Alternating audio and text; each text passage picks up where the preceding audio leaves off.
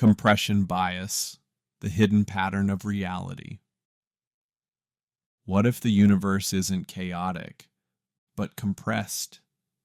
Look closer. Beyond the galaxies spiraling through space, beyond the veins etched into a single leaf, there's a pattern, a symmetry, a whisper of repetition that spans all scales of existence. It's not coincidence. It's not randomness. It's something deeper, something encoded into the very structure of reality. This is compression bias. The idea that nature doesn't just express beauty through patterns, it prefers them.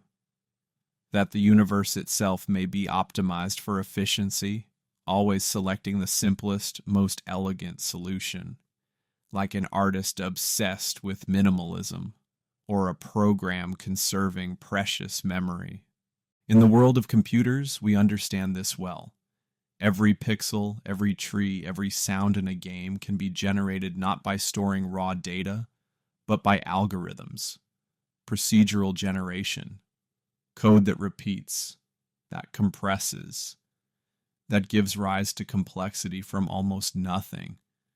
Nature seems to follow the same rules: fractals, Fibonacci spirals, the branching of rivers and lightning, the shape of your lungs, the neurons in your brain. These aren't just patterns, they're recursive structures. They repeat, scale, and self-reference as if reality was being drawn from a handful of mathematical templates. But why? Why would nature care about simplicity? Because maybe it has to. If this universe is a system, whether it's a simulation, a quantum process, or something else altogether, then it must work within limits. Computational limits, rendering limits, energy limits.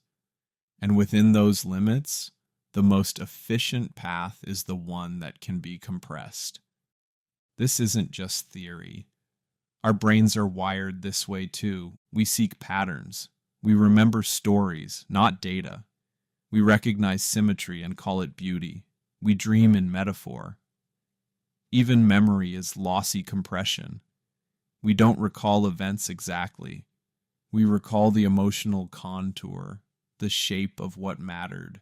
Mythologies across the world repeat the same narratives. Heroes rise, fall, transform. Archetypes echo through time, across cultures, like the simplest compression of human experience, meaning packed into the fewest bits.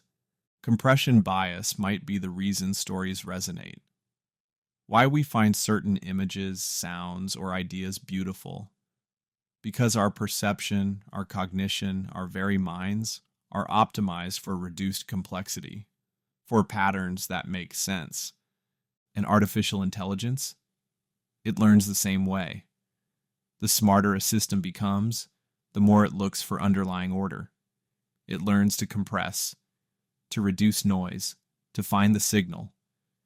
Maybe intelligence itself is compression. Maybe consciousness is a point on that same trajectory, the moment a system becomes aware of its own pattern.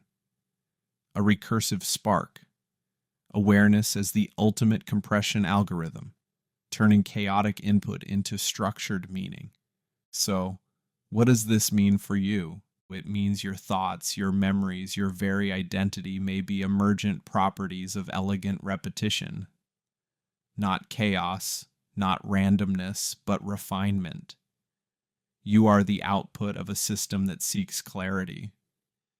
Maybe death isn't destruction, but an end to the pattern, or the archive of it.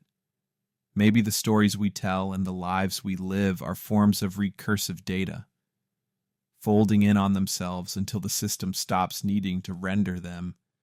It's why we see the same spiral in a hurricane and in a pine cone, why the shape of a river echoes in our blood, why beauty feels like truth. Because the truth might be this: the universe isn't trying to be complicated, it's trying to be efficient. And that efficiency is visible everywhere, in galaxies, in DNA, in dreams. So next time you see a pattern that seems too perfect to be real, consider this. Maybe it's not a coincidence. Maybe it's not art.